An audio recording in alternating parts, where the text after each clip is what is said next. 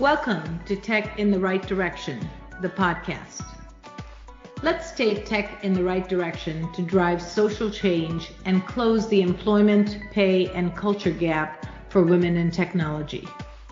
This podcast is focused on helping turn ideas into action to create opportunities for women to advance in the dynamic technology industry. I hope this podcast will inspire and motivate you to encourage more women and girls to seek or grow a career as a woman in technology. Stories about the journey of amazing women in this tech field starts right now. Welcome to Tech in the Right Direction, the podcast. This week, I'll be speaking with Liz Ronco. As Vice President of Product Management, Liz is responsible for Spiceworks Ziff Davis, SWZD, global product offering, including omnichannel marketing offerings and a comprehensive suite of B2B experiences that enable technology professionals to make the best decisions for their businesses. Liz joined SWZD in 2018 and quickly established new data-driven experiences and products to help businesses and technology providers make better decisions. She's continued transforming SWZD's product offering beyond data to optimize existing products and technology to build a product roadmap that maximizes value for end users and brands, ultimately creating the framework for an authentic connection between technology buyers and sellers. Prior to joining SWZD, Liz spent nearly 10 years with Oracle, where she had various leadership positions across data, analytics, and operational products, and systems with focus on product and technology integrations during mergers and acquisitions. Welcome to the show, Liz. I'm so excited to have you on the show today. Thank you, Jennifer. It's wonderful to be here, and I'm excited as well. Great. So let's get started. So Liz, as a woman in tech, can you share with us your career journey and how you got to where you are today? Sure, of course. Kind of been a wild ride. I grew up, actually was born and raised in Silicon Valley, which is probably unique to a lot of folks. But when I was growing up, Silicon Valley was not Silicon Valley. It was full of orchard farms and public service jobs and bricklayers, and that's a lot of kind of my background and where I grew up. So when I went to school and kind of went throughout my education, it was never really in my mind I'd end up in tech. Tech kind of grew up around me. I grew up actually down the street from eBay. So I always saw those kind of primary color block letters, but it was something that really entered my mind as an area I'd end up in. And as I progressed through my education, going to university, I really ended up kind of gravitating towards, I guess, what we call STEM. However, I don't have a computer science degree. I have a finance degree. I always have loved math. I've loved statistics. I ended up in kind of, as I mentioned, finance. And it was just an area that I like to explore, and it was very logically minded to me. And when I went kind of into where should I apply for a job, it was really the goal of how can I afford to live somewhere fun and exciting as a young professional. And so ending up in San Francisco, I ended up actually at Oracle is where I jumped into right after college. And it was a wonderful experience. It was something I've been in high tech my entire career, almost by accident, but it's definitely been something purposeful I've been migrating through as I've gone through, I would say, Oracle, which is high tech, database, big data, things that we've evolved into cloud and Fusion kind of came through their product portfolio as I was making my way in my career there. And then really ending up here at Spiceworks Ziff Davis, similarly in the B2B space, but in more of a marketing and advertising type product role, has really been an interesting evolution, definitely in related fields, but something that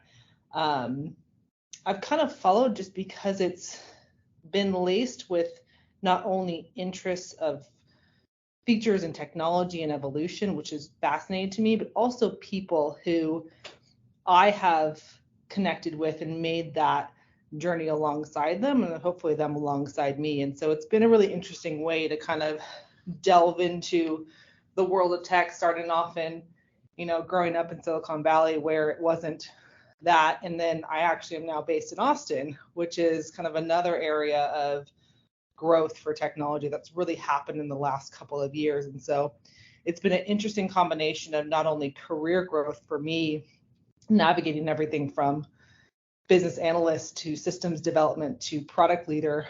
Also, though, in the areas and the culture of watching technology change cities, change towns, bring those innovation hubs together has been actually fascinating to watch from both a career professional as well as someone just on the personal angle and life decisions I've been making. That's awesome. I love your thought process about a place that you could afford to live, that you're going to be happy, you're going to have fun. That's really, very insightful to be able to think that, not just think about a job, but really, I want to live somewhere that's going to be meaningful to me and then find a job to support it. I love that. Yeah, it's I think probably something a young 20-year-old definitely prioritizes, but I also think it's a philosophy that I hold true because anyone, I believe, we all have parts of our careers and our jobs that we don't like, right? You can have the best job in the world. It can be your complete passion. There's parts of it that drive you insane. And that's part of the fun part of being a whole person when it comes to your career. You're not just someone who goes to work every day. You're someone who lives next to neighbors. You're someone who lives in a community. You're someone who contributes something both personally and professionally to that community. And as long as you enjoy that as a whole person, I think that's a very important aspect to fulfill what I would call, or maybe coin maybe as a successful career. Success can have many definitions, but maybe I'm skipping ahead into some stuff we'll talk about later, but that's a huge philosophy of mine of why we should diversify how we can bring success and happiness and motivation to ourselves. It doesn't always have to be in the 9 to 5. It can be outside of that, and it can kind of stitch different worlds together, which I find fascinating. I love that. And, you want to be part of something bigger, part of a whole, of being whole, which is what you said. And I love that because we are so much more than just our job, right? We're part of a community, we're part of a family, we're part of spiritual beings and lots of different areas. So you need to really consider all of that. So very mature on your part to think of that very early. So you're a clear leader in the roles that you've had. Could you share with us some of your best practices around building and leading great teams, especially for women? Absolutely. Building and leading great teams, let me be clear, I'm still figuring out how to do that. We all are. It's a constant process for me, and leadership is something that's always attracted me, whether it's a leadership on a sports team or in the office or in your community. I find it personally motivating, which is not the case for everyone. And I think it's also something to be said that if that's not your motivation, that's okay. The kind of quintessential organizational leader sometimes is not attractive for many people, and there's a lot of different vantage points and ways to lead. But when I think about the leadership roles that I've taken on, have been kind of in the organizational sense, in which there is a team of people or an organization of people that I oversee. And some of the biggest things that I've learned, especially as I've gone young in my career up till now, is never ask anything of your team that you're not willing to do yourself. And it doesn't mean you know how to do it. I manage people who can do their jobs far better than I ever could. But I think that's a big thing and a big philosophy for me, in a way that I can feel like I lead successfully is by example. So don't ask your managers to have hard conversations with their employees if you're not willing to have the same conversation. Don't ask your team to stretch their boundaries if you're not willing to stretch your own boundaries. And so that's a big thing of what I personally find when I'm asking my team to do, to be something that I would be okay with as a person if someone else asked me to do the same thing. And so that's, I think, a bedrock of my leadership style personally. And the other thing, and it goes into a little bit more of, I think for women especially, I think men culturally are raised to have this capability kind of built into them, which is boundary setting.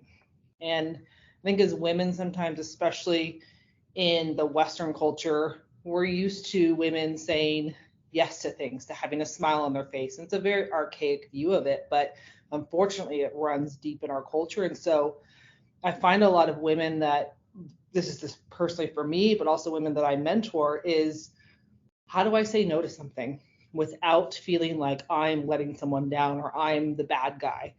And I think teaching young women professionals to understand that boundary setting is healthy, it's okay, and it actually is going to help you be a better person, a better leader, and a better contributor long term is huge. I had when I was very young in my career, I had a VP that I walked into her office with my director, and she kept asking me to do things, and I kept wanting to help and show that I was leaning in and saying yes. And I walked out of the room, and my director turned to me and she goes, "You need to start learning how to say no to things.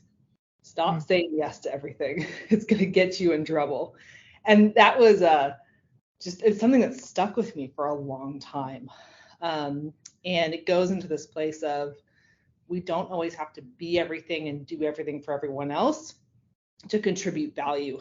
Sometimes saying no is extremely valuable to the organization because you can put your best foot forward on things you say yes to. Is there one time that you remember that you had to really exercise that muscle and set that boundary, that you said no to something that you probably in the past would have said yes to? Every day. Every day. It's and I think as leading, I've ended up in a leadership in a product organization for a reason. I enjoy solving problems. I enjoy identifying problems. I enjoy thinking creatively about how we can solution them. And a problem or a friction point for me is it's like an itch I need to scratch, I need to fix. And it's innate in my personality. And that's why I believe I'm good at my job. It's why when I recruit for this type of a role, I look for that in people who are not just concerned about the solution, but about why the solution is needed. And so boundary setting for me is something that I have to habitually work on, that I have to consciously think about. And it's really, again, helped me bring that to a place where I probably have a lot of work to do about it. But I think the other thing is, if you know you have a problem or you know you have something you can work on and you consciously and purposely work on it, you can get better at it, even if you just do that internally, right? You can use allies and mentors that you rely on to help work through that. But if it's something you know about yourself, it's okay to leverage that almost as a strength for it to challenge yourself to make sure that you continually work and continually make yourself better. And it feels really good as an individual to kind of know when you're successful at something that maybe otherwise you think you struggle with. It does. I've had some situations, over the years where I had to learn boundary setting, which I'm not good at either. I say yes to everything. I always want to please everybody, and that's not good for my health, And like when you said boundary setting is healthy, it really is, because there are times I'm like, I am just exhausted. I cannot go to another dinner with somebody, right? Because then I have to be on and it's just a lot of work. And I just have to say, sorry, I can't do it this time, but let's do something next month, And that's really hard for me. And then sometimes that night I'll be like, oh, I could have gone. I'm really okay, But it is tough. But I love the things that you're saying. I believe in the same types of things. Never ask anything of anyone that you wouldn't do yourself. I believe in that. Lead by example. Get your hands dirty, put your sleeves up, and get in there with your team, and they will respect you. And the boundary setting is also another great lesson learned, and something that we should always practice as women, especially. So now let's talk about, are there any lessons learned that you can share, a story or something that you've gone through in your career that can help our listeners learn from you? Yeah, there are a couple, but maybe going on with this theme of kind of boundary setting and and not people pleasing, which again, I think no matter the gender you identify with, men, have people pleasing attributes, but it's definitely something that I think is largely more found in women. And so another thing around boundaries, it's kind of on the same theme, but it's understanding and leaning into what you don't want to be good at as much as what you want to be good at. And so there are so many incredibly talented people out there that could do so many different things. And this goes back to, I'm a firm believer, you can come out with an art history degree and go into technology and end up coding, right, a platform. Technology is so disruptive and fascinating and fast moving that the skills that we have today that we learn in school are going to be for jobs that exist today. Whereas there are jobs, many jobs, especially in tech, that exist tomorrow that we don't even know about. We can't even comprehend. And so if you leave that opportunity open for yourself to say, there are things I could get into that I'm not even aware of today. What are the unknowns to me? And leave that opportunity open. That, we asked women and kids, what do you want to be when you grow up? That's a very unfair question to me because much of what we want to be when we grow up, even me today, I ask myself, what do I want to be when I grow up? That's really hard to answer. When you answer it, you almost limit the possibilities that you could get into. Versus if we switch it on its head and say, what are you not interested in? What do you not want to be? What doesn't motivate you? It's almost rewarding to understand, hey, you know what? I don't like these things, or I'm not comfortable in this environment, or I don't want to be that person. I don't want to have that job one day. And that is something that, again, going into this habit of saying yes all the time as women and, feeling like you have to do more in order to contribute more value versus kind of work smarter to contribute more value. One of the things that I learned, and it was kind of midway through my career, was I was in a job that I loved, was very good at, enjoyed the people around it. We were rolling out some experiences that were fulfilling, they were solving problems. But I was having this friction point within my career development and what I ultimately wanted to get out of this piece of my career long term. And I had to realize that the management that I was under, though I respected tremendously, and though I had a lot of things to learn from them, I woke up one day and I realized I didn't want to be my boss. I didn't want to be my vice president. I didn't want to be my CEO, right? I wasn't interested in that career path, which was exceptionally illuminating and rewarding. And this stress lifted off me to say, okay, if I don't want to do that, doesn't mean I'm unhappy in my job, doesn't mean I'm going to leave right away. But now I can start making conscious decisions about, okay, well, if it's not this, what is it? What are other pathways I can dabble into? And this is where, with career development, it's just like life. You go into it and you have a certain set of variables that you understand exist. But then you get a little bit further and there are new variables that exist, or there's different decisions made by other people that maybe impact the way you think. You have new information that's kind of enlightened to you. And it allows you to tweak and optimize. And I'm, sitting here talking in a very product-y way, but it's the way that I think. You can optimize the decisions you're making to get yourself to that point of, I want to be here today. Doesn't mean I want to be here tomorrow, and that's okay. And I think that's a big lesson in my career that I've learned, is that careers are not pathways that are linear. They are not pathways. They can spiral, they can change directions, they can change industries, and it's all about following the information and the motivation that you have at that moment. And even if that motivation conflicts with itself long term, that's not a problem, because you at least made a decision, you've at least made progress. And I think the biggest thing that's scary, especially for young professionals, is they get into this place where I need to know what I'm going to do when I graduate college or graduate university. And if I don't, I've failed somehow.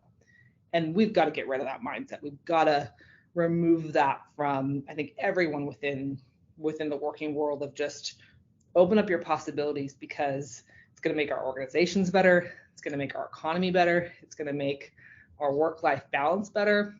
And it's going to make who we are as people more holistic. Yeah, I completely agree. You have hit on some really, really great points, to focus on what you're not interested in, to see, that's not what I want to get into. If you know what that is, and that awareness is huge. So I love that. And I always say, let's build on people's strengths, not their weaknesses. So, a lot of companies, a lot of leaders focus on what people can't do or what they're not doing, and not focus so much on their strengths. And I think the strengths are the ones that will take you, further than if you're going to try to change them into something that they're not. So that's really interesting. And I have a question for you. So you said, you weren't interested in being your CEO or that pathway or the VP pathway. Is it because of the person who was in that, or the actual role? How did you decipher the two?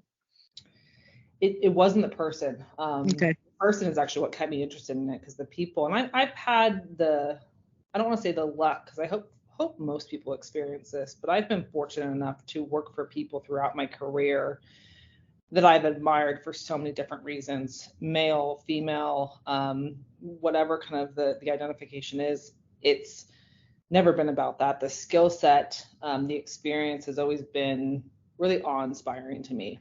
And so it's never the people. If anything, the people keep me there longer. Okay. It was, what I realized was, I was going to be solving the same problems over and over and over again. And I wasn't interested in those problems. There are some problems that I love solving over and over and over again, because they're it's the same thing. History repeats itself. History repeats itself at a global level. It repeats itself in the workplace. It's human nature, right? That lends towards that. But it was really realizing that the problems that this career pathway was going to take me down were going to be problems that I was no longer interested in putting effort towards. And Okay. that was a big differentiation. That's great. And I love the lesson that you learned about your pathway doesn't have to be linear. You can take forks in the road. You can go left, right, forward. All of them are right. There's no wrong pathway, because if it makes you happy and it's where you need to be at that moment, that's what it is. So really, really great lessons. So let's talk about your experiences as a woman in a male-dominated industry. We know, all the tech space is so male-dominated. Mm-hmm. Can you think of a challenge that you experienced and how you overcame it? Yes, definitely. Just like any of these questions, I think I have several. But when it comes to the male dominantness of tech, it's also I experienced. I came into tech right out of college, and I came into tech when it was a time it was still blossoming into, I think, what it is today. I think it's very different today than it was when I came into it. And it wasn't so much about being a woman, but it was also about being a young woman who didn't have a computer science degree, didn't have a master's, kind of just had my wits about me, who was articulate. I could speak up. I wasn't afraid to speak up.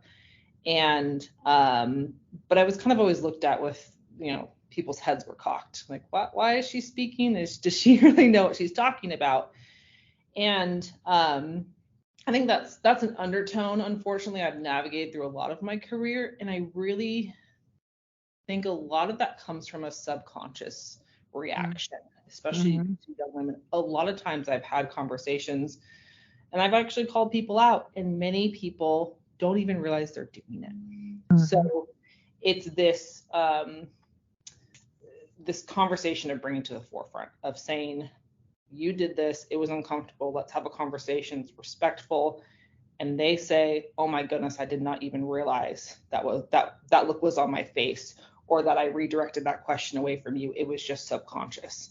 So that gender bias, and even kind of age discrimination, can come in many subconscious forms. And I think that's a big thing as a leader and someone who experiences it themselves, but I also keep an eye out for it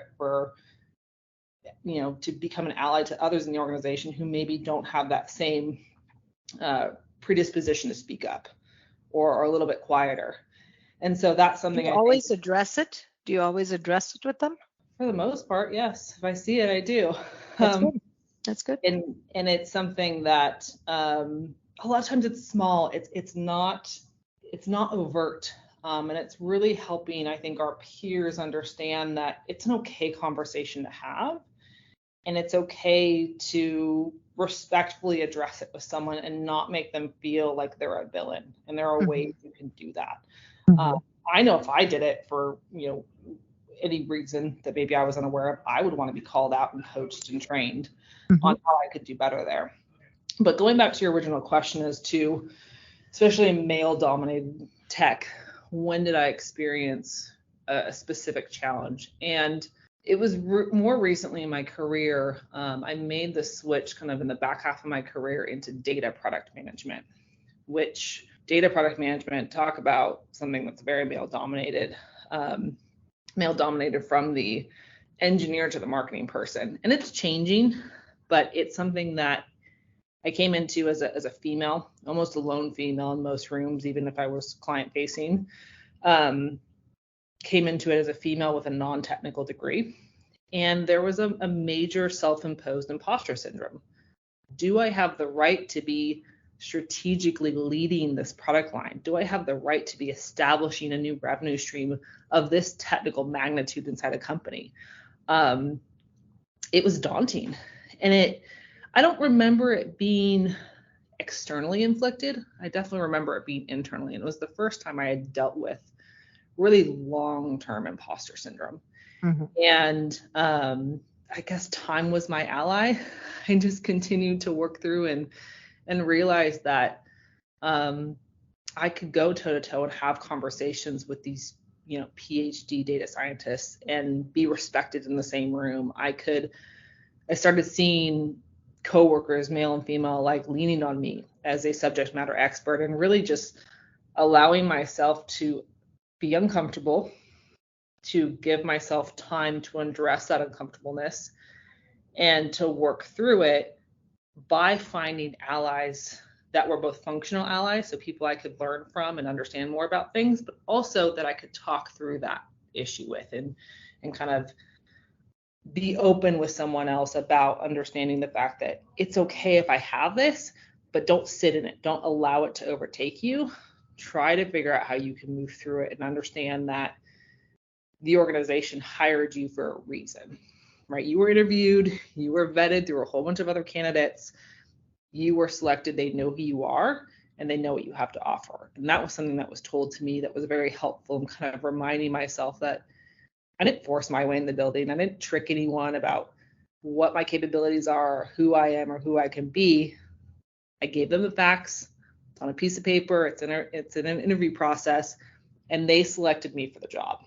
And so that was a big thing that really, I think, leaned into my insecurities as a female, but also as a non-technical female, in a very male-dominated and very technical side of the business. It's a great, great example. And, I know many women go through the same thing. So working through it and really staying uncomfortable, but still changing that voice in your head is so important to say, I am adding value. I was selected for a reason. I am the right person for this position. So I think, those things are really, really important to keep talking to yourself and letting yourself know that, you are valuable, which is really great. So thank you for that. That was really great. So you've spent a lot of time in the data world, and data is a hot topic these days. What are some ways organizations are using data to drive experiences and analysis? I think now if you're a smart organization, it's more the question is what ways are you not using data to drive experiences and analysis? I spend my entire day in data, whether it's looking at operational metrics or product metrics or actually deploying data products, especially within the tech world. Data has been embraced as, I think the term is that data is the new oil, or forget what the exact term is, but data is so important that it is the fuel, the machine that drives technology. And it's the way that, in the product world, it's the way that I identify good product managers, is if they're data driven. Gut goes a long way, experience goes a long way, but the numbers don't lie. The numbers can be fudged, but they usually don't lie. And so from a place of data, know that as you're going into an organization, especially as a kind of female navigating maybe a career choice, that data is your friend, and data helps neutralize a lot of the bias that exists in decision making. And so leveraging it to a strength, leveraging it as a way to back up probably a lot of the gut intuition that you already have is going to be crucial to helping you navigate your career and really bringing that playing field up to equity, which I think is a lot of where women struggle still. And it's, again, in the subconscious space. And I think anecdotally, I think we're getting a lot better at it in technology. I've seen a lot more female leaders and female product leaders, heads of product, but it's something that really we can leverage, I think, as a way to bring equity into the playing field of decision making. And that's how, as an organization, we can leverage data to really look at ourselves in the mirror. How are we intentionally maybe staffing for diversity or recruiting different skill sets, but also how are we making business decisions within our four walls? And here at Spiceworks Ziff Davis, data is crucial to everything that we do and navigate, because it is so important to understand the reality of what's going on either with a product or with the teams or with organizational processes. And it's a way that allows us to have a clear picture and make the best decisions possible. Thing that's so true. Years ago when I started my business, I would make decisions based on gut. And today there's so much information and you can make such good decisions based on data. And like you said, those numbers don't lie. So if you really want to understand your business, if you really want to get deep into what your customers are thinking or what they're doing, data is the way to go. It really is. So, as you know, this podcast is focused around bridging the culture and pay gap and employment gap for women in tech. What are you seeing in the industry today? So, in your world, from your lens, what are you seeing? Are the numbers of women in tech increasing, decreasing, about the same? What are you seeing? I think from my anecdotal experience, it's definitely improving. I know we've seen more women CEOs coming in. We've seen some of those numbers tick up this year. It's not, I think, where any of us want it to be, right? Mm-hmm. Definitely not representative of the population of women and what we contribute to overall society. But in the company specifically that I work for, Spiceworks Ziff Davis, and Ziff Davis as a larger corporate parent entity for us, we are exceptionally focused on ensuring that diversity is leveraged as a strength, and ensuring that, intersecting identities, no matter, how you identify, whether it's gender or age or sexuality, anything like that, all of those are purposefully represented in a way that brings the best talented skill set into the building. And part of the crucial ways we've done that is embracing the remote work culture. Mm-hmm. And I think that's something in the tech space we're seeing more of. And you see companies every once in a while announce of having people come back into the office, but that flexibility into our lives of allowing ourselves to work and be the best that we can inside the four walls of our workspace, the virtual walls, I should say, of our workspace, mm-hmm. as well as allowing us to be flexible with the lives of whether you have children or you don't have children, or you have hobbies, or maybe you're developing something on an educational front, allowing yourself and your business to really lean into the flexibility of life, really, I think, is going to help bring women to a place where they have the capabilities to contribute more. We remove barriers for them to come into tech. And, overall, I've seen a lot of technology companies start embracing that and realizing that this doesn't only open up the talent for women to come in the building, but again, all intersecting identities. And no matter your location, a remote workforce can be a very, very powerful tool inside of our industry today. And I think as we go towards that, we're going to start seeing the things around the bridging of the culture, the pay, the employment gap for women in tech really help address that. It's not going to solve it. I don't think it's a silver bullet, but the other thing, it is a tool. And the other thing that can help us solve it is going to be around talking about it. It's going to be around bringing the data to the forefront about where we exist today as an industry and what are those things that can help us be better.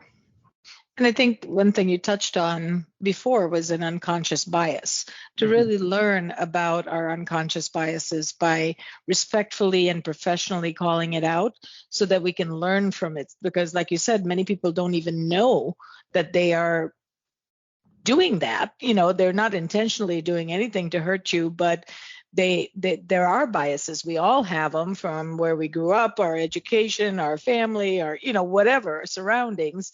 We all have biases, and so understanding what your biases are that are unconscious really make them more conscious. And I love that you said diversity is a strength. It really is. If you look at numbers and how diversity contributes to the bottom line, the numbers are stellar.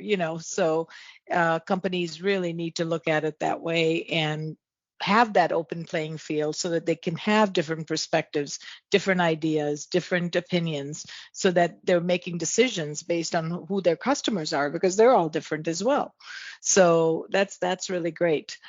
Wow, I could talk to you forever, Liz. So in closing, just a quick question. Who inspires you and why? I get this question. I think about it a lot, and it's a hard answer because the answer is there's so many people. So I think I'm going to go with the fact that the women leaders that are directly on my team today are completely inspirational to me. They're individuals who I see growing and learning and challenging themselves every single day. And they're the people I probably work with closest day to day, and I'm helping them, but I'm also watching them challenge me. And so I think my answer today is the women leaders who I have the pleasure of leading. I have the pleasure of being inspired by and being taught by. And it forces me to always keep that bar high for myself and make sure that I'm bringing the best version of myself to work and bringing the best version of myself for my team to work. That's great. That's great. And they're obviously amazing women leaders at your organization, because you have some extraordinary perspectives.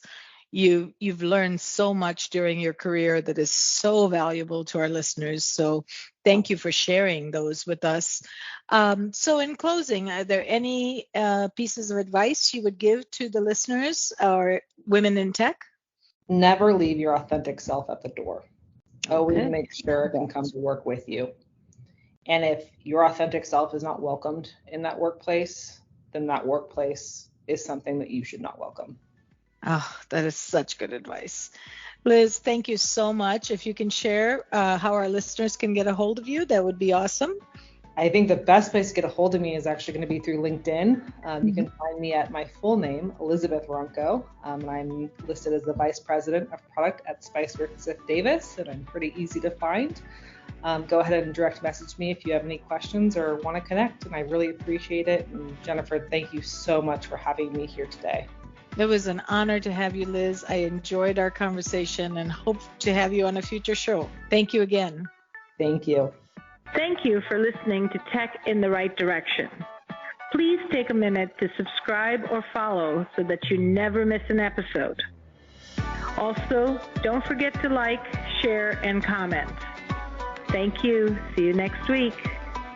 From IT skill enhancements to end user adoption training, Directions Training is your resource to help optimize the effectiveness of your technology investments. Over 500,000 students have taken advantage of our wide selection of technology and business training solutions, covering the most popular applications today, such as Microsoft 365, Azure, Windows 10, and more. As a podcast listener, we invite you to take advantage of an exclusive offer. Receive 30 days of free access to our Microsoft official curriculum, on-demand courses, for IT professionals or end users.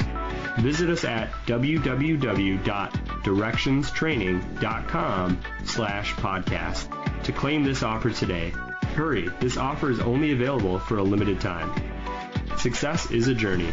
Ask for directions.